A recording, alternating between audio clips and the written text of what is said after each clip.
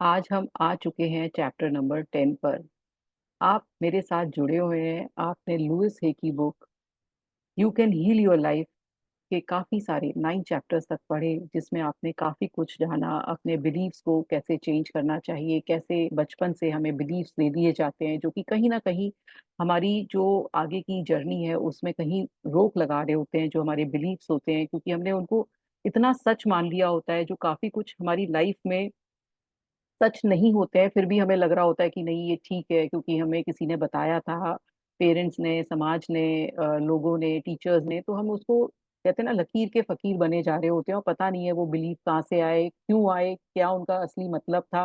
लेकिन हम मानते रहते हैं और फिर हमारी लाइफ भी एक सर्टेन पैटर्न पे चलने लगती है।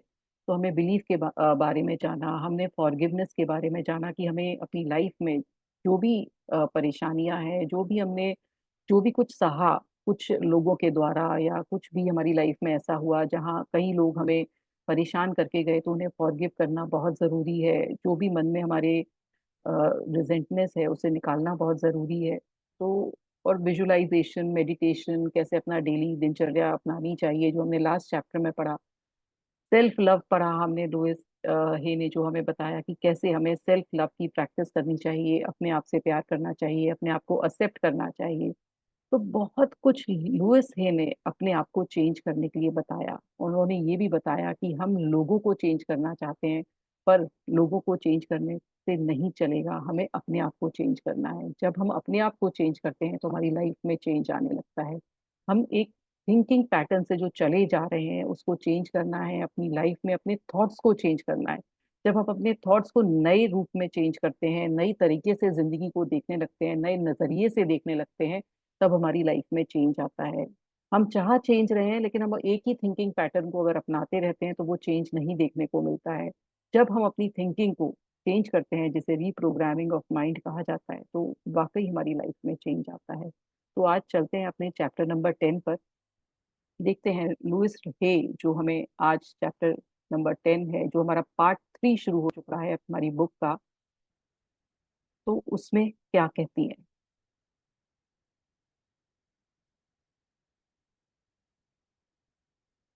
जो पार्ट 3 है बुक का, वो putting these ideas to work. अब जो भी उन्होंने सिखाया हमें लास्ट 9 चैप्टर्स में, वो अब कैसे हम अपनाएं, उन्हें कैसे अपने लाइफ में लेकर आगे चलें, वो इस पर अब ध्यान देंगी हमारे जो आगे के चैप्टर्स हैं, कि कैसे हम उन्हें लाइफ में आगे लेकर आए।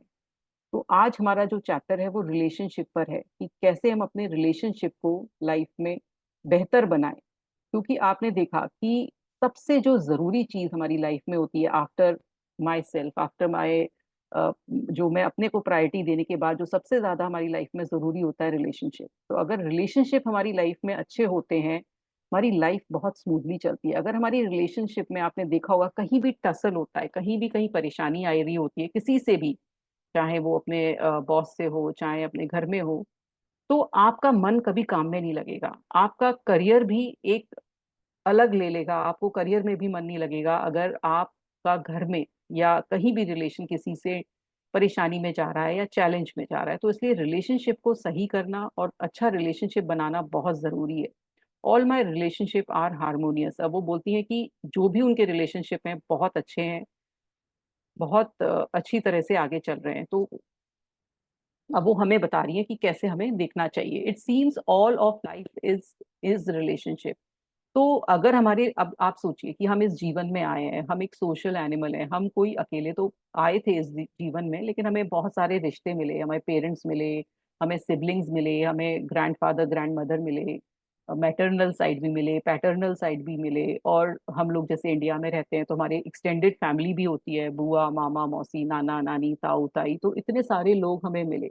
तो जब हम इनके संग रहते हैं, एक बॉन्डिंग में आते हैं, तो एक सोसाइटी फॉर्म होती है जिसमें रहना हमें बहुत पसंद होता है। कई अभी आप सोच के देखिए, लोग कहते हैं कि मैं एक गुफा में जाके रह लूं या मैं अकेला रह लूं, क्या वो अकेला इंसान खुश रह पाएगा? नहीं, हमें एक बॉन्डिंग चाहिए होती है लोगों से। और हमें मिले ही, हम लोग आए ही इसी दुनिया में है कि हमें लोगों से इंटरेक्ट करना है, लोगों के साथ खुश होना है, बातें करनी है। आप अकेला इंसान किसी को कहते हैं ना, सब अपनी अपनी दुनिया में अगर हम छोड़ दें, सब अपने अपने रूम में बैठे हैं या अपने अपने काम में बैठे हैं, अपने ऑफिस में बैठे हैं, अगर इंटरेक्शन ना हो, किसी से बातचीत ना हो, तो कितनी डल और बोरिंग लाइफ हो जाएगी।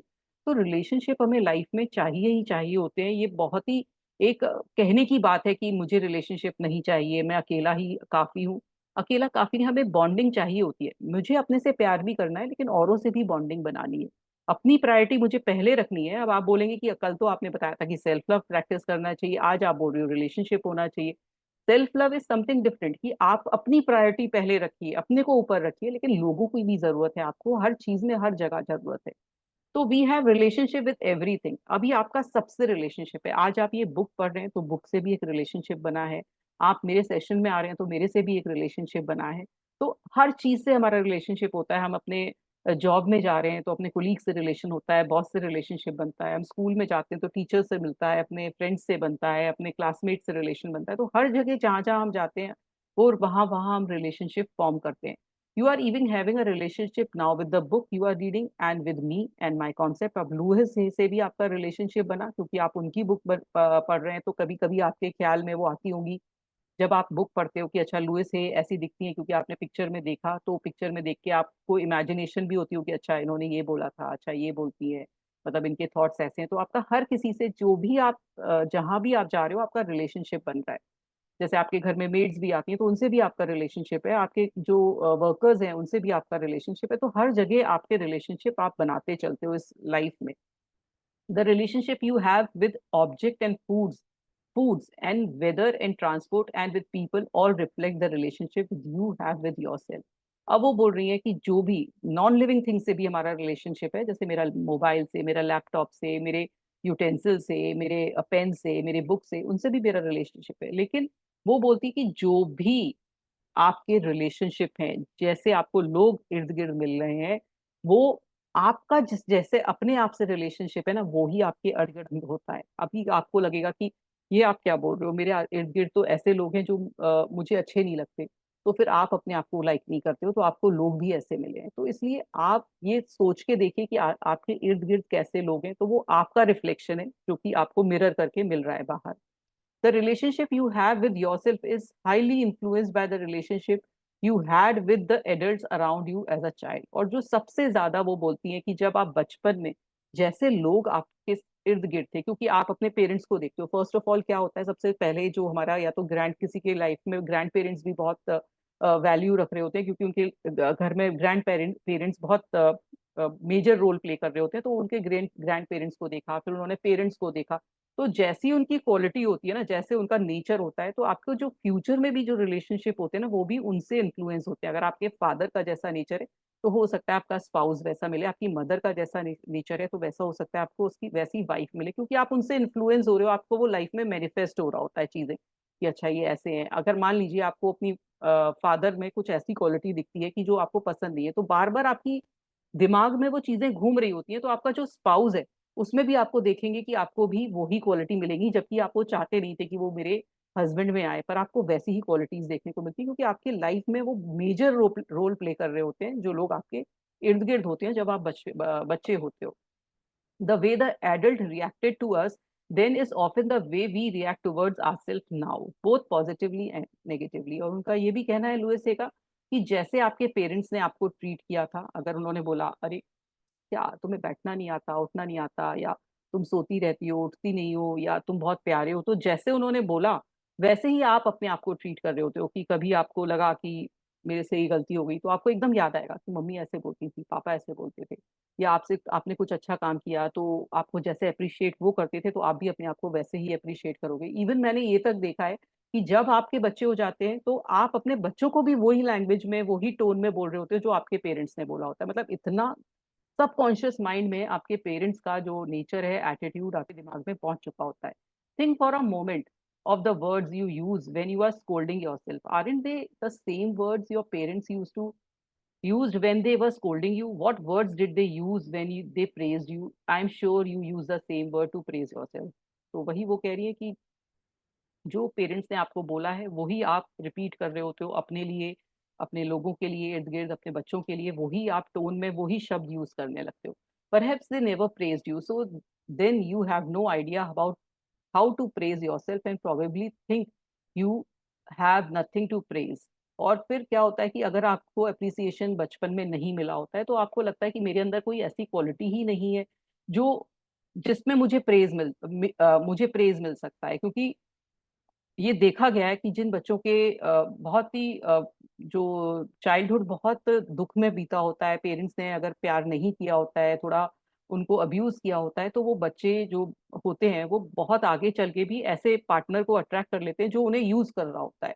क्योंकि उनको पता ही नहीं है कि लव अफेक्शन होता क्या है, तो वो ऐसे लोगों से अट्रैक्ट हो जाते हैं जो उनको कहते हैं ना आर्टिफिशियल लव दिखाते हैं और उनको पकड़ लेते हैं और उनसे फिर कुछ भी उनसे उनको मिसयूज करते हैं या उन पर टॉर्चर करते हैं, उन्हें नार्सिसिस्ट जो रिलेशनशिप बन जाता है। क्योंकि वो बच्चों को पता ही नहीं होता है कि कैसे क्या लव होता है, क्या अफेक्शन होता है। तो यही है कि जब ऐसे आपके पेरेंट्स को आपको अगर प्रेज नहीं मिला है तो आपको भी अपने आप को प्रेज करना नहीं आता, आपको हमेशा अपने अंदर कोई ना कोई कमी दिखाई दे रही होती है जो कि आपके पेरेंट्स ने आपको दिखाई होती है या आपके लोगों ने दिखाई होती है। अब ऐसा होता है कभी कभी पेरेंट्स को भी आइडिया नहीं होता, पेरेंट ये सोच रहा होता है कि यही सही तरीका है गाइड करने का। क्योंकि अगर आप जैसे उन्होंने पहले भी चैप्टर्स में बताया कि पेरेंट ने भी अपने पेरेंट्स से सीखा और वो उससे बेटर ही कर रहा होता है। End of the day parent सोचता है मैं अपने बच्चों के लिए बेटर कर रहा हूँ, मेरे को तो ये भी नहीं मिला।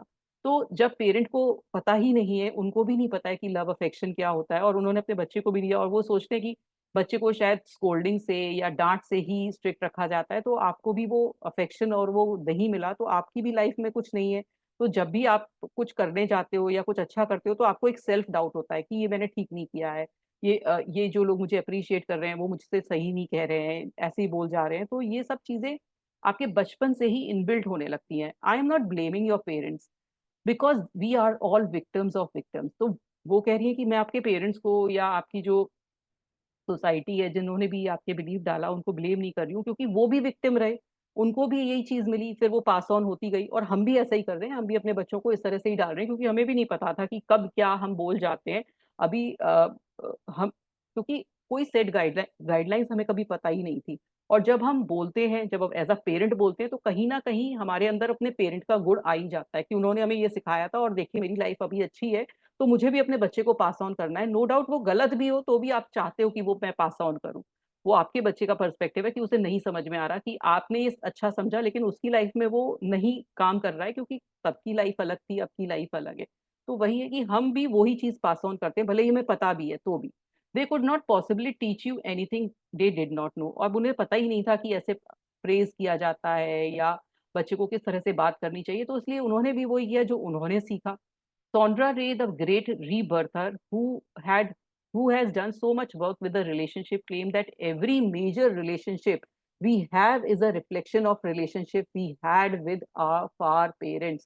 वो बोलती हैं सोंड्रा रे, जो बहुत बड़ी रिलेशनशिप पे बताती हैं, जो लेडी हैं, वो ये बताती हैं कि जो भी हमारी लाइफ में मेजर रिलेशनशिप होते हैं ना, जो भी आपकी इर्द गिर्द जो मेजर है, मेजर किसका होता है, एक तो आपके जो आपको मिलता है बाद में, जो आपका स्पाउस होता है, आपके बच्चे होते हैं या आपके इन लॉज होते हैं जो आपको बाद में मिले होते हैं, तो या फिर आपके बॉस है जो आपको रोज आप उससे डीलिंग कर रहे हो, तो मेजर रोल जो प्ले कर रहे हैं ना आपकी लाइफ में, वो ही रिफ्लेक्शन होता है रिलेशनशिप का जो आपको बचपन से आपने अपने पेरेंट्स में देखा। और ये वाकई ट्रू है, अगर मैं सोचूं तो मेरी लाइफ में ये बिल्कुल ट्रू है कि जो मेरे रिलेशनशिप थे मुझे वैसे ही रिलेशनशिप अपनी लाइफ में आगे चल के मिले।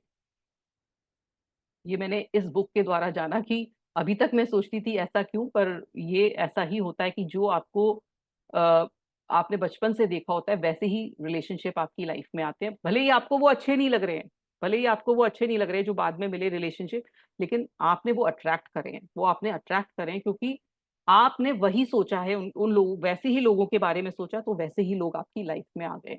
Relationship are mirror of ourselves. What we attract always mirror either qualities we have or beliefs we have about relationship।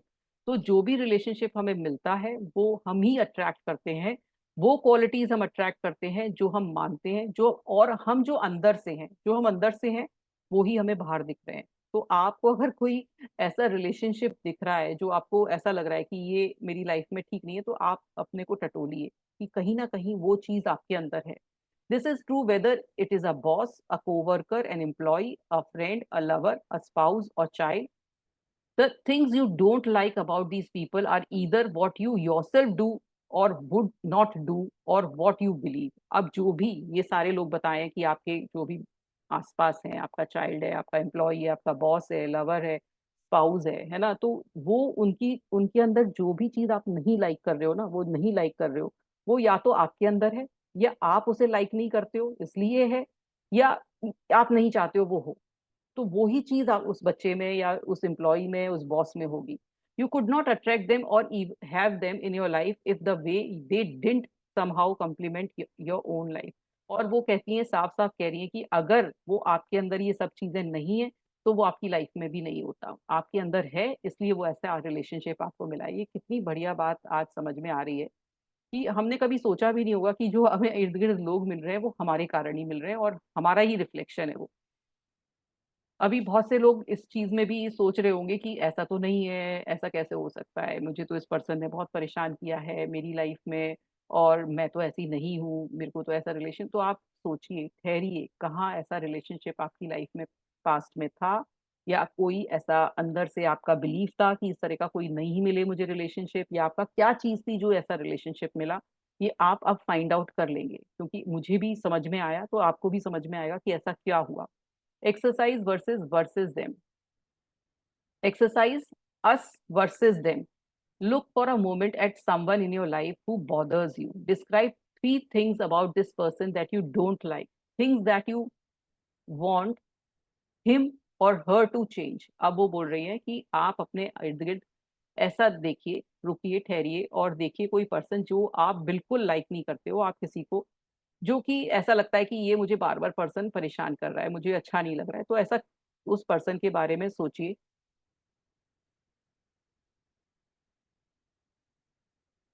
और फिर देखिए, फिर आप देखिए कि जब आपको उस पर्सन के बारे में सोचिए और फिर उस पर्सन की तीन क्वालिटीज लिखिए कि क्या चीज है जो आप नहीं चाहते हो उसमें हो और उसको चेंज करना चाहते हो उस पर्सन में।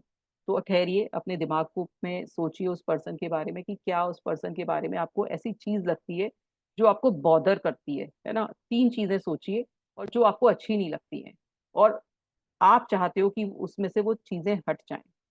अब दूसरी चीज क्या करनी है आपको, now look deeply inside of you and ask yourself, where am I like that and when do I do the same things. अब आप अपने बारे में सोचिए कि आप ऐसे कभी थे या कभी हैं, या कभी ऐसी चीजें आपने भी करी हैं अपनी लाइफ में। ठहरिए, सोचिए।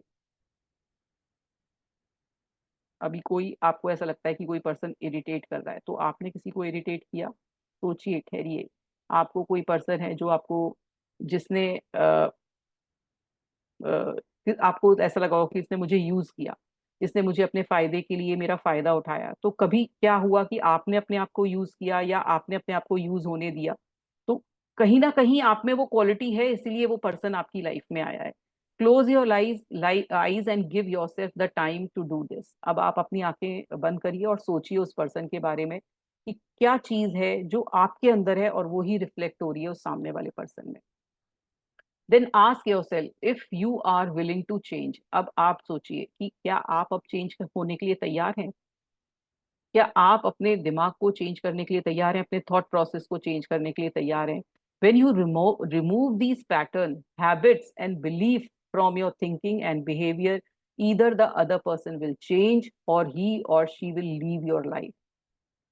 जब आप अपनी थिंकिंग को, कहते हैं ना, जैसे बीके शिवानी को भी आपने सुना होगा, बीके शिवानी जी कहती हैं कि रिलेशनशिप में एक पर्सन, मतलब टू वे चेंज होने की जरूरत नहीं है कि म्यूचुअल, आप जैसे एक पर्सन का मुझे मान लीजिए मेरी किसी फ्रेंड से कोई परेशानी है और मैं चाहती हूँ कि मेरी फ्रेंड ठीक हो जाए, तो वो बोलती है कि उन, मतलब आपको कन्वर्सेशन करने की भी जरूरत नहीं है, बस आप वाइट बॉल्स उनको भेजिए, मतलब आप कंटिन्यूअस उनको अच्छा अच्छा ग्रेटिट्यूड और अपने फ्रेंड को भेजिए, वो ऑटोमेटिकली रिलेशनशिप चेंज होता है। ये ऐसे ही लुइस हे हमें समझा रही हैं कि जब आप अपने बिलीफ, मतलब अपने माइंड को, अपने थॉट्स को चेंज करते हो उस पर्सन के लिए, इधर द अदर, जब आपका बिहेवियर चेंज होता है तो या तो वो पर्सन आपकी लाइफ से चला जाएगा या वो चेंज हो जाएगा। ये 110% या 200% सही बात है। ये आप आजमा के देखिए, मैंने आजमाया है अपनी लाइफ में, वो पर्सन चेंज हो जाता है या वो आपकी लाइफ से बिल्कुल कट हो जाएगा। तो ये आपको आपको ही मतलब वन साइडेड है ये, किसी ने नहीं कहा आपको उस पर्सन को चेंज करने के लिए, ना वो पर्सन खुद चेंज हुआ, आपने कोशिश करी, उस पर्सन में ऑटोमेटिकली चेंज आया। तो ये आपका काम है, जैसे बीके शिवानी कहती है, रिलेशनशिप को एक साइड से सही किया जा सकता है, दूसरे पर्सन को कुछ भी एफर्ट डालने की भी जरूरत नहीं है। तो आप ही अपनी थिंकिंग को चेंज करके सामने वाले को चेंज कर सकते हैं। If you have a boss who is critical and impossible to please, look within. Either you do that on some level, or you have the belief that bosses are always critical and impossible to please. अब वो बोलती है कि आपके पास कोई ऐसा boss है, जैसे यूजली मैंने एम्प्लॉयज को ये कहते सुना है जो जॉब में होते हैं, कि वो हमेशा ये कह रहे होते हैं कि मेरा बॉस ऐसा है, मुझे बहुत परेशान करता है, सारा टाइम 7 डेज काम कराता है, एक दिन की भी छुट्टी नहीं देता। तो वो बोलते हैं कि आप सोच के देखिए, क्या आप भी वैसे ही हैं? क्या आप जब बॉस बनते हैं तो उस तरह से ही एक्ट करते हैं? आप अपने घर में वैसा एक्ट करते हैं? कहीं ना कहीं आप में भी वैसा ही नेचर होगा जो बॉस में दिख रहा है। और अगर नहीं है तो फिर आप बॉस जो पर्सन है उसके बारे में बहुत क्रिटिकल हैं। आप ही बार बार उसके बारे में कुछ बुराई करते हैं या गॉसिप करते हैं, या बार बार उसे डिसलाइक करते हैं, बार बार उसे कहते हैं ना ब्लैक बॉल्स भेजते हैं, व्हाइट की जगह ब्लैक बॉल्स ही भेजते रहते हैं, तो वो ब्लैक ही नजर आता है वो चीज। तो वो चीज है कि ये कहीं ना कहीं हमारे थॉट से चीजें हो रही होती हैं। If you have an employee who won't obey और doesn't follow through, look to see where you do that and clean it up. अब वो बोल रही है कि अगर आपके पास कोई ऐसा एम्प्लॉय है जो कि आपकी बात नहीं मानता है, या आपका कोई सर्वेंट है जो आपको ओबे नहीं करता है, बार बार लड़ता है झगड़ता है आपकी, कहते हैं ना बार बार, कई लोगों की मैंने देखा है कि घर में सर्वेंट नहीं टिकते हैं, बार बार चले जाते हैं, तो वो देखिए कि आपको उसमें भी आपको अपने अंदर झांकना है कि आपको कहाँ क्लीनिंग की जरूरत है, आपके अंदर क्या चीज है जो ऐसे ऐसा आपके साथ हो रहा है। Firing someone is too easy, किसी को अपने काम से निकालना बहुत आसान है, पर वो आपका पैटर्न बन जाएगा, आपका पास दूसरा आएगा, फिर आपको ऐसे ही परेशान करेगा, फिर वो चला जाएगा, फिर तीसरा आएगा, वो चला जाएगा। तो आप देखिए कि आपका कहाँ पर लैकिंग है आपके अंदर, आपके थॉट्स में, जहां पर वो आपके यहाँ टिक नहीं रहा है कोई भी employee. If there is a coworker who won't cooperate and be the part of your team, look to see how you would have attracted this. Where are you non-cooperative? कितना अच्छी बात कह रहे हैं, कह रही है लुइस है कि अगर आपके पास कोई ऐसा कोलीग है, को वर्कर है जो आपकी टीम में है और वो आपसे आपको कोऑपरेट नहीं कर रहा, बार बार आप सोचते हो कि भाई मैं कुछ भी प्लान बनाती हूँ, ये मेरा कुछ भी साथ ही नहीं देता, हम लोग कुछ भी टीम करके कुछ भी एक चीज करते हैं तो ये पास ही नहीं होती, फिर दोबारा से बनाते हैं हम, फिर वो कुछ ना कुछ अटक जाती है क्योंकि ये दूसरा जो दूसरा मेरा कुलीग है वो नहीं सपोर्ट कर रहा। तो आप देखिए, क्या आप भी कहीं ना कहीं, मतलब इस टीम में नहीं है लेकिन कहीं लाइफ में आप भी अनसपोर्टिव हैं, कहीं नॉन कोऑपरेटिव हैं, वो नेचर फिर आपका यहाँ रिफ्लेक्ट हो रहा है। तो ये सब कहते हैं ना सर्कल है, सर्कल की तरह से सब तरफ से हम जुड़े हुए हैं। इफ यू, जैसे मान लीजिए कि आप अपने फ्रेंड के संग बहुत अच्छे हैं, है ना, आप बहुत उसको दे रहे हैं, लेकिन कहीं आप नहीं दे रहे हैं तो वो यहाँ रिफ्लेक्ट कर रहा है, आपका यहाँ का भी रिलेशनशिप अच्छा नहीं हो रहा है। तो ये इस तरह से चीजें आती हैं, आपका जो बेसिक नेचर है वो ऊपर आता है, वो रिलेशनशिप बना रहा होता है। If you have a friend who is undependable and let you down, turn within. Where in your life you are undependable and when do you let others down? Is that your belief? अब वो बोल रहे हैं कि कहीं कोई आपकी friend है, फ्रेंड्स बनते हैं जो आप पर डिपेंडेंट नहीं है और जो आपको हमेशा नीचे दिखा देते हैं। तो आप अपने अंदर देखिए कि आप अपने अंदर देखिए कि कहाँ आप इस तरह से एक्ट करते हैं, कहाँ आप नहीं झुकते हैं, कहाँ आप लोगों को नीचा कर देते हैं। तो ये आप अपना बिलीफ चेक करिए। If you have a lover who is cold and seems unloving, अभी आपके पास कोई ऐसा प्यार करने वाला या आपका जो लाइफ पार्टनर है या आपका बॉयफ्रेंड है, गर्लफ्रेंड है, वो क्या कोल्ड है, मतलब बहुत ही ठंडा है, बहुत ही प्यार करने वाला नहीं है, अफेक्शन नहीं दिखाता, तो ये देखिए फिर आप अपने अंदर फिर झांकिए कि क्या आपके पेरेंट्स भी ऐसे ही थे, वहां भी इस तरह का ही अफेक्शन रहा था कि वो लोग नहीं पोर्ट्रे करते थे आपके चाइल्डहुड में, है ना। तो आपको ये लगने लगा कि लव तो ऐसा ही होता है, प्यार में तो कोल्डनेस होती है, डिमॉन्स्ट्रेटिवनेस नहीं होती है, तो आप फिर आपकी लाइफ में वही अट्रैक्ट किया, या फिर आप भी हो सकते हो उस तरह के। आप भी हो सकता है इस रिलेशनशिप में तो आप चाहते हो कि मेरा मैं बहुत गिविंग में रही, बहुत ज्यादा मैं दे रही हूँ, मुझे नहीं मिल रहा, लेकिन और रिलेशनशिप में आपने नहीं दिया कभी भी, तो आपके अंदर वो लव अफेक्शन है ही नहीं। तो कैसे आएगा कि सामने वाला भी आपको वो लव अफेक्शन से बात करे? तो ये चीजें बहुत इंटरलिंक्ड है, सोच के देखिए। If you have a spouse who is nagging and non-supportive, again to look your childhood beliefs. अब वो बोल रही है कि आपका जो स्पाउस है, हस्बैंड है या वाइफ है, वो बहुत आपको नैग करते रहते हैं, बार बार पर बार बार किसी ना किसी चीज पे टोकते रहते हैं, आपको सपोर्ट नहीं करते हैं, तो फिर आप देखिए कि आपके चाइल्डहुड से ये बिलीफ आया है, कहीं से आपके अंदर ये था कि हस्बैंड सपोर्ट नहीं करते या वाइफ नहीं सपोर्ट करती. Do you have a parent who was nagging and non supportive? Are you that way? अब वो बोल रहे हैं कि हो सकता है आपके पेरेंट ऐसे रहे हो और फिर आप में भी ये ट्रेट आया हो, लेकिन आप वो चीज शो नहीं कर रहे, लेकिन अंदर से हैं, तो आपको फिर वैसा ही लाइफ पार्टनर मिलेगा. If you have a child who has habit that irritates you, I will guarantee that they are your habit. अब वो बोल रहे हैं कि अगर आपका कोई बच्चा है वो आपको इरिटेट करता है, उसके पास हैबिट है, आप बार बार बोलते हो कि ये क्यों इतना इरिटेट होता है, कि लोगों से भी कहते हो भाई मैं तो उसके लिए सब कर करके हार हार गई, ये बहुत इरिटेटिंग है, मुझे बार बार इरिटेट करता है, तो फिर आप सोचिए कि क्या आप में भी ऐसी कहीं हैबिट थी, कहीं होगी, तभी उस बच्चे में आई है. Children learn only by imitating the adults around them. अब वो, ये पहले भी मैंने बोला है, चिल्ड्रन, बच्चों को आपको कभी कहना नहीं होता कि बेटा ऐसे बैठो, ऐसे उठो, इस तरह से करो, वो अपने पेरेंट्स को देख के सीख रहे होते हैं. ऑटोमेटिकली सबकॉन्शियस माइंड में अगर आपको म्यूजिक आता है, बच्चा ऑटोमेटिकली म्यूजिक सीख जाएगा. अगर आप जिमिंग कर रहे हैं, वॉकिंग पे जा रहे हैं, ऑटोमेटिकली बच्चा जिमिंग, वॉकिंग और योगा करने लगेगा. जो भी आप कर रहे हैं ना अपनी लाइफ में, वो बच्चा ऑटोमेटिकली सीखता चला जाता है, तो आपको बताना नहीं होता, वो आपको बस देखकर मिरर बन रहा होता है. तो इसलिए अगर आपको कुछ गलत ट्रेट बच्चे में दिख रहे हैं, तो आप अपने अंदर झांकिए कि आपके अंदर भी वो ट्रेट है क्या. This is the only way to change others, change our self first. तो अगर हमें किसी को चेंज करना है, तो पहले अपने को चेंज करना है. Change your pattern and you will find that they are different too. और अब जब आप अपने को चेंज करेंगे, अपनी थिंकिंग पैटर्न को चेंज करेंगे, देखेंगे कि आपका सामने वाला जो पर्सन है, जिसमें भी आप ये ट्रेड देख रहे थे जो आपको नहीं पसंद आ रहे थे, वो ऑटोमेटिकली इतने पॉजिटिव हो जाएंगे कि आप कहेंगे अच्छा ये पहले वाला पर्सन है. पर आपको लगेगा कि ये चेंज हुआ है, पर चेंज आप हुए हो एक्चुअल में. Blame is useless.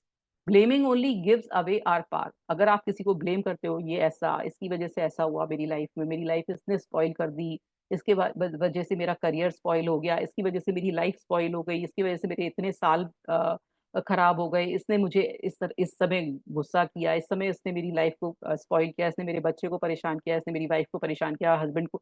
तो आप अगर ये इस तरह से ब्लेम गेम खेलते हो ना, ये इतना यूजलेस है, क्योंकि वो सिर्फ आपकी, अभी आप सोचिए मैं बोल रही थी ना तभी आपको इरिटेशन हो रही होगी, तो जब ये ब्लेम गेम आप अपने दिमाग के साथ खेलते हो, वो सिर्फ पावर आपकी कम करता है, आपकी जो बैटरी है उसको उसको क्या कहते हैं, डिस्चार्ज कर देता है.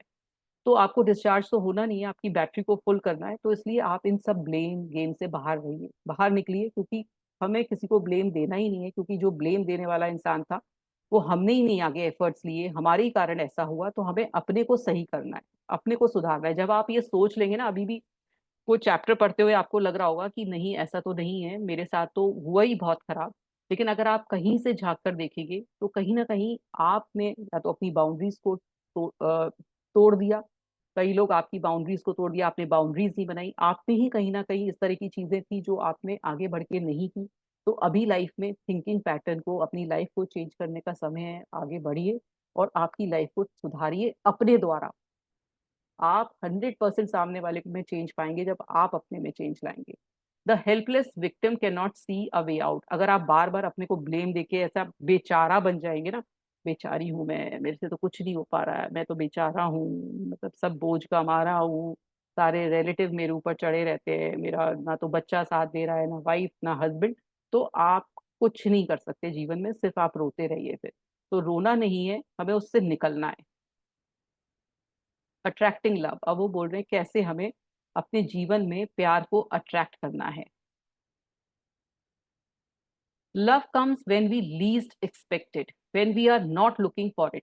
कभी कभी हम ना ऐसे हो जाते हैं, काश मेरे जीवन में कोई आए, मतलब मेरे जीवन में तो कोई आता नहीं है, जो भी आता है मुझे धोखा देके जाता है, या मैं इस काबिल नहीं हूँ, मुझे कोई प्यार करे. आप बार बार कंटिन्यूस सोच रहे हैं तो कुछ नहीं होने वाला है. जब छोड़ेंगे, जब आप सोचेंगे नहीं, अपने आप कहीं ना कहीं कोई आएगा जो आपको इतना कुछ देके जाएगा, वो आप कहते हैं ना, आप तर जाइए. Hunting for love never begins the right partner, it only creates longing and unhappiness. अगर आप जैसे कहते हैं ना हंट कर रहे हैं कि चलो निकलते हैं, चलो देखते हैं कोई मुझे मिल जाता है या नहीं, इधर जा रहे हैं उधर जा रहे हैं। कहते हैं ना वो जो सारी जो वेबसाइट्स हैं जहाँ पर आप अपने लाइफ पार्टनर ढूंढते हैं, आपने उधर डाल दिया इधर डाल दिया, लोगों से देख रहे हैं, पार्टीज क्लबिंग कर रहे हैं, वहां पे देख रहे हैं शायद कोई मिल जाए।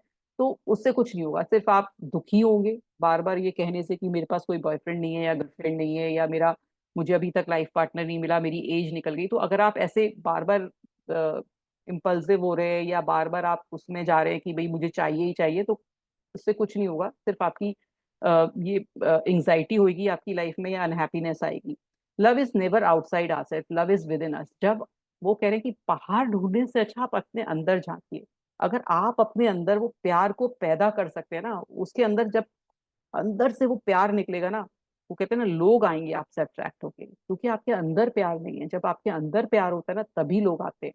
पहले अपने अंदर प्यार पैदा करिए। जब आपके लोग प्यार, आप सोचेंगे ना आप कैसे होता है, मेरे अंदर तो बहुत प्यार है। जब आपके सामने इर्द गिर्द लोग हैं, उनको उनकी दुख में आपको दुख होने लगे, जब आप किसी की देखकर आपके आंखों से आंसू निकलने लगे, जब भगवान के पास जाके आपके मतलब कहते हैं तर जाएं आप, मतलब ऐसे गिर जाएं, आपने देखा होगा लोग ऐसे, मतलब ऐसे हो जाते हैं, विभोर जो चीज होती है आपके अंदर से, जो ऐसी फीलिंग आने लगी कि किसी का दर्द देखते ही आपको एक प्यार की भावना, एक अच्छी भावना आने लगे, तब आप सोचिए आपके पास लोग अट्रैक्ट होंगे। मतलब आप खुद सोचिए कि आपके अंदर ऐसी भावना, ऐसी करुणा, ऐसी इतनी अच्छी वो चीजें फीलिंग तभी तो आपके पास नहीं आ रहे हैं, क्योंकि आप अभी थोड़े से कहीं ना कहीं कमी है आप में। तो वो ढूंढिए। मैंने बताया था फ्रीक्वेंसी मीटर पे कि लव की फ्रीक्वेंसी बहुत हाई है, उसके बाद एनलाइटमेंट है। तो जब आप अपने अंदर लव पैदा कर लेते हैं, जब आप हायर फ्रीक्वेंसी में होते हैं, तो आपकी सारी चीजें मैनिफेस्ट होने लगती है। तो जब आप अपने अंदर प्यार को पैदा करेंगे ना, जब आप देखेंगे कि आपके रिलेशनशिप बहुत अच्छे होने लगे, तो ऑटोमेटिकली आपको समझ में आने लगेगा कि हाँ अब मेरे अंदर वो चीजें आने लगी हैं, तो ऑटोमेटिकली आपके सब चीजें आपकी लाइफ में अलाइन होने लगेंगी। Don't insist that love come immediately, perhaps you are not ready for it, और you are not you are not developed enough to attract the love you want. तो इसलिए आप ये मत चाहिए कि एकदम मुझे कोई मिल जाएगा, एकदम मेरे लाइफ में कोई लाइफ पार्टनर आ जाएगा या कोई ऐसा पर्सन आ जाएगा जो मुझे बहुत अप्रिशिएट या लव करेगा। तो ऐसा एकदम नहीं होगा। ये आप एक स्लो प्रोसेस है, जब आप अपने अंदर इस तरह से प्यार लेकर आएंगे और अंदर से वो चीज फीलिंग्स आएंगी, तो वो अपने आप सब लोग आपकी तरफ अट्रैक्ट होने लगेंगे। Don't settle for anyone just to have someone.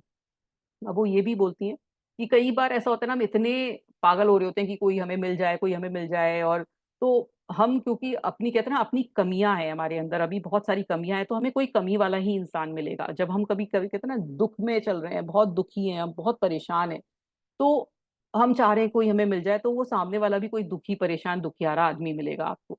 तो इसलिए जब भी आप सर्च इन लव हो या कभी भी जाएं, तो आप स्थिर होने चाहिए उस पोजीशन पे। आपके अंदर वो प्यार होना चाहिए। आप अपने से जब परिपूर्ण होंगे तब आप किसी पर्सन को देखेंगे, तो वो एग्जैक्ट वो आदमी मिलेगा जो आप चाहते हैं लाइफ में। अभी जब आपके अंदर कुछ कमी है, आप सोच रहे हैं कि मेरी एक मैरिज बहुत ही बेकार रही और आप डिवोर्स में हैं, उसके डिवोर्स के बाद आप बहुत अनसेटल्ड हैं, परेशान हैं कि मुझे कोई मिल जाए, मेरे साथ कोई बात कर ले, मैं बहुत दुखी हूँ, तो फिर आप वैसा ही लाइफ पार्टनर अट्रैक्ट करेंगे जो कमी जिसके अंदर उसके कुछ अपने ट्रॉमाज होंगे, वो भी कुछ दुखी होगा, परेशान होगा। तो ऐसे को ना देखकर आपको तो एक एक कहते हैं ना कंप्लीट इंसान चाहिए जो अपने में परिपूर्ण हो। फिर आप उसको उसके दुख में दुखी हैं और ये सब चीजें देखना चाह रहे हैं, तो फिर से वही लाइफ से वो सर्कल शुरू होगा। तो उससे अच्छा आप जब पूर्ण हो जाएं तब किसी को सर्च करें। What kind of love do you want to attract? List the qualities in yourself and you will attract a person who has them. और वो कहते हैं कि जब आपको कोई चाहिए इंसान, तो आप अपनी क्वालिटीज जो जो भी आपके अंदर है, जो भी आप चाहते हो अपने जो लाइफ पार्टनर में अट्रैक्ट करना चाहते हो, उसे लिखिए कि मुझे ये चाहिए, मुझे ये चाहिए, मुझे ये चाहिए। तो आपको वैसा ही इंसान मिलेगा। तो ये भी हम जब मैनिफेस्ट कराते हैं लाइफ पार्टनर को, तो हम पूरी क्वालिटीज लिख पाते हैं, उसमें कोई भी एक सिंगल चीज नहीं मिस करवाते, क्योंकि अगर आप वो चीज मिस करेंगे तो वो यूनिवर्स वो चीज नहीं देगा, क्योंकि वो सोचेगा उसको नहीं, आपको ये नहीं चाहिए। तो आपको फुल्ली पता होना चाहिए कि आपका जो लाइफ पार्टनर है आपको कैसा चाहिए, किस तरह का चाहिए। आपका लविंग होना चाहिए, केयरिंग होना चाहिए। कई लोगों की ये प्रायोरिटी होती है, कई लोगों की ये प्रायोरिटी होती है कि बहुत रिच होना चाहिए। लेकिन आप मैं ये बोलूंगी कि आप सब कुछ लिखिए, मिक्स लिखिए। क्योंकि अगर आपको सिर्फ पैसे वाला चाहिए तो आपको फिर वो लव एंड केयर नहीं मिलेगी, और आपको अगर लव एंड केयर वाला चाहिए तो आपकी मटीरियलिस्टिक नीड पूरी नहीं होगी। तो इसलिए पूरा एक इक्वल क्वांटिटी में चाहिए, तो एक आपको पूरा अच्छी तरह से पता होना चाहिए कि आपको अपने लाइफ पार्टनर में क्या चाहिए। You might examine that may be keeping love away, could it be criticism, feeling of unworthiness, unreasonably standard movie star image, fear of intimacy, a belief that you are unlovable। अब ये देखिए कि आपके अंदर क्या क्या आप सोचते हो, कि क्या आपके, क्यों आपके से जो प्यार है वो दूर रहता है। क्या आप क्रिटिसाइज बहुत करते हो, क्या आपको ऐसा लगता है कि मेरे को कोई अच्छा इंसान नहीं मिल सकता, या आप ये सोचते हो कि मेरे बहुत हाई स्टैंडर्ड है, कोई हाई स्टैंडर्ड वाला आदमी मैं सोच रही हूँ वो मुझे नहीं मिल रहा है, या मैंने बहुत ऐसी इमेज बना रखी है कि जैसे मूवी स्टार्स की, जैसे मुझे कोई ऐसा मिल जाए, या मुझे किसी के पास जाने में इंटीमेसी में डर डर लगता है, तो या मुझे ऐसा लगता है कि मैं प्यार करने की लायक ही नहीं हूं। तो आप में क्या फियर है, तो आप देखिए कि आप क्यों, आपसे प्यार दूर रह रहा है, कि आपके अंदर ये सब कुछ फीलिंग्स हैं क्या। Be ready for love when it does come. और जब भी कोई आपको ऐसे अप्रोच करता है, प्यार आता है जो अचानक से आता है, कहते हैं ना एक हवा के झोंके से आता है, उसके लिए आप तैयार रहिए। Prepare the field and be ready to nourish love. और तैयार रहिए कि जब वो आपकी लाइफ में आए तो आप उसे कैसे नर्चर करेंगे, कैसे आप उसको ग्रो करेंगे। B loving and you will be lovable. आप अंदर से प्यार, जब खुद प्यारे होते हो ना, तो लोग भी आपको प्यार करते हैं। Be open and receptive to love. इसलिए आप खुले रहिए, खुले हाथों से उसका स्वागत करिए। वो आएगा, आराम से आएगा। कई बार आपको लगेगा कि मैंने तो अपनी लाइफ में बहुत प्यार दिया लोगों को, लेकिन मुझे रिटर्न में नहीं मिला। कोई प्यार वेस्ट नहीं जाता। आपको एक जगह से नहीं मिला, दूसरी जगह से 100% मिलेगा। तो अगर आपने सही प्यार किया है, अगर आपने वाकई किसी को प्यार दिया है और उस चैनल को, वो चैनल नहीं था आपके लिए, मे भी हो सकता है कि वो चैनल किसी और के लिए हो, लेकिन आपको कहीं और से जरूर मिलेगा। तो ये हमारा, ये जो लॉ ऑफ अट्रैक्शन है, जो हमारी ये साइंस है, ये एकदम प्योर साइंस है। जैसे आप हो वैसे आपके इर्द गिर्द लोग हैं, जैसे आप अंदर से हैं वैसे ही आप लोग अट्रैक्ट करते हैं। तो आज की जो एफर्मेशन है, in the infinity of life where I am, all is perfect, whole and complete. I live in harmony and balance with everyone I know. Deep at the center of my being, there is an infinite well of love. I now allow this love to flow to the surface. It fills my heart, my body, my mind, my consciousness, my very being, and radiate out from me in all directions and return to me multiplied. The more love I use to give, the more I have to give. The supply is endless. The use of love makes me feel good. It is an expression of my inner joy. I love myself, therefore, I take loving care of my body. I lovingly feed it nourishing food and beverages. I lovingly groom it and dress it, and my body lovingly respond to me with vibrant health and energy. I love myself, therefore, I provide for myself a comfortable home and one that fills all my need and is a pleasure to be in. I fill the room with the vibration of love so that all who enter, myself included, with feel this love and be nourished with it। बहुत ही अच्छा इन्होंने लिखा है love के लिए। आइए इसको हिंदी में भी पढ़ते हैं।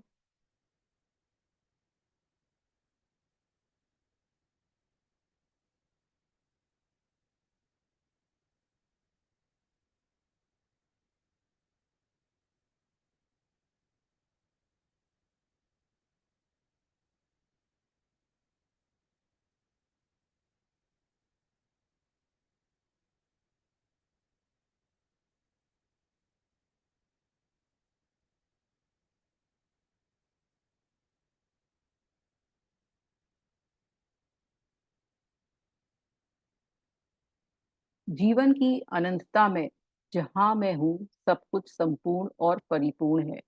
मैं उस हर किसी के साथ सद्भावना और संतुलन रखता हूँ जिसे मैं जानता हूँ। मेरे अस्तित्व के केंद्र की गहराई में प्रेम का एक अनंत कूप है। आई होप सभी को समझ में आ रहा है ये सब। मैं अब इस प्रेम को बाहर आने की इजाजत देता हूँ। यह मेरे हृदय, मेरे शरीर, मेरे मन, मेरी चेतना, मेरे अपने अस्तित्व में भरा हुआ है और मेरे अंदर से सभी दिशाओं में फैलता है और कई गुना होकर मुझ तक लौटता है। मैं जितना अधिक प्रेम अपनाता और देता हूँ, उतना ही अधिक देने को होता है। इसकी आपूर्ति अनंत है। प्रेम को अपनाना मुझे अच्छा महसूस कराता है। वह मेरे आंतरिक खुशी की एक अभिव्यक्ति है। मैं खुद से प्रेम करता हूँ, इसलिए मैं प्रेम से अपने शरीर की देखभाल करता हूँ।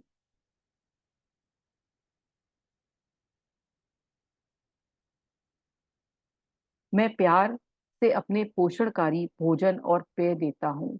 मैं प्यार से उसे सजाता व संवारता हूँ और मेरा शरीर स्वास्थ्य और ऊर्जा के साथ मुझे प्रतिक्रिया देता है। मैं खुद से प्रेम करता हूँ, इसलिए मैं खुद को एक आरामदेह घर देता हूँ,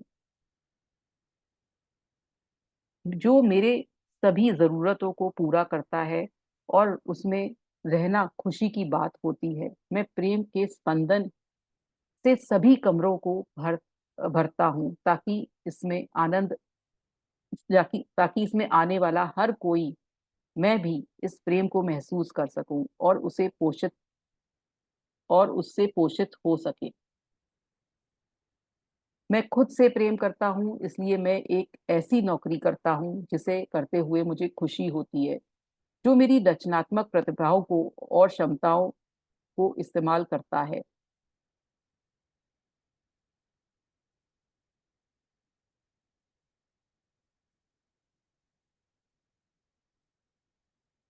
हुँ। उन लोगों के साथ और उनके लिए काम करना चाहता हूँ जो जिन्हें मैं प्रेम करता हूँ और जो मुझे प्रेम करते हैं, और एक अच्छी आय अर्जित करते हुए मैं खुश हूँ। मैं खुद से प्रेम करता हूँ, इसलिए प्यार से सोचता हूँ और सभी से प्यार से व्यवहार करता हूँ, क्योंकि मैं जानता हूँ कि जो देता हूँ वह कई गुना होकर मेरे पास लौटता है। मैं अपनी दुनिया में केवल स्नेही लोगों का आह्वान करता हूँ, क्योंकि वे मेरा एक प्रतिबिंब ही हैं। मैं खुद से प्रेम करता हूँ, इसलिए मैं पूरी तरह से आज मैं जीता हूँ, हर क्षण को मैं अच्छा महसूस करते हुए और ये जानते हुए कि मेरा भविष्य उज्जवल और आनंदमय है और सुरक्षित है। मैं विश्व का एक प्यारा बच्चा हूँ और विश्व प्यार से अभी और हमेशा मेरी देखभाल करता है। मेरी दुनिया में सब कुछ अच्छा है, मेरी दुनिया में सब कुछ अच्छा है। बहुत ही अच्छा लिखा है उन्होंने कि कितना, कि जब मैं अपने अंदर प्यार पैदा करूँगा और मेरे अंदर इतना प्यार है जो मैं नहीं जानता था, लेकिन अब मैं जान गया हूँ, तो मेरे सब तरफ मैं उस प्यार को फैला रहा हूँ और वो कई गुना होकर मेरे पास आ रहा है। आप सोचिए कि कितना उन्होंने सोच कर इस बुक को लिखा है, और जैसे कहते हैं ना, मुझे पढ़ते ही इतना अच्छा लग रहा है इस बुक को, तो जब उन्होंने वो लिखी होगी ना, तो उनके अंदर कितना प्रेम और कितना कहते हैं ना, अंदर से वो चीज़ होएगी जो जो उनको इतनी आगे ले गई। जब आपके अंदर इतना प्यार और इतना दर्द होता है ना, कि जब आपके बुक्स के पेजेज़ में भी वो समझ में आ रहा है कि इतना उन्होंने अच्छा लिखा है, इतना इतना बढ़िया लिखा है, जो कि जब तक आपके अंदर वो चीज़ नहीं होगी ना, वो बाहर नहीं निकलती है। तो उन्होंने वो जो बाहर निकाला है, वो इतना अच्छी तरह से निकाला है कि जिसे हम पढ़ रहे हैं और हम लाभ उठा रहे हैं। तो कुछ ऐसा जब हम करते हैं, जब हम दुनिया हमारे उससे लाभ उठाए, तो वाक़ई उस पर्सन में बहुत ही प्रेम का, कहते हैं ना, सरोवर होगा। इसलिए उन्होंने जो कैंसर जैसी बीमारी को भी ठीक कर लिया, और उन्होंने ये बुक लिखी जो कि आगे इसमें बहुत सारी एक्सरसाइज़ेज़ हमारे लिए हैं, बहुत सारी डिज़ीज़ेज़ के बारे में बताया है कि वो किस इमोशन के कारण कौन-सी डिज़ीज़ होती है। हर एक डिज़ीज़ का उन्होंने बताया है कि किस इमोशन के कारण होती है और किसका क्या अफ़र्मेशन है। ये भी हम लेंगे आगे वन बाय वन, सारी डिज़ीज़ेज़ के बारे में लेंगे, तो बहुत ही बढ़िया बुक है। तो मैं बार-बार यही कहूँगी कि इसे एक बार पढ़ने के बाद दोबारा ज़रूर पढ़िएगा। तो ये था आज का चैप्टर ऑन रिलेशनशिप। अगर किसी को कुछ पूछना है या कुछ बोलना है तो बोल सकते हैं।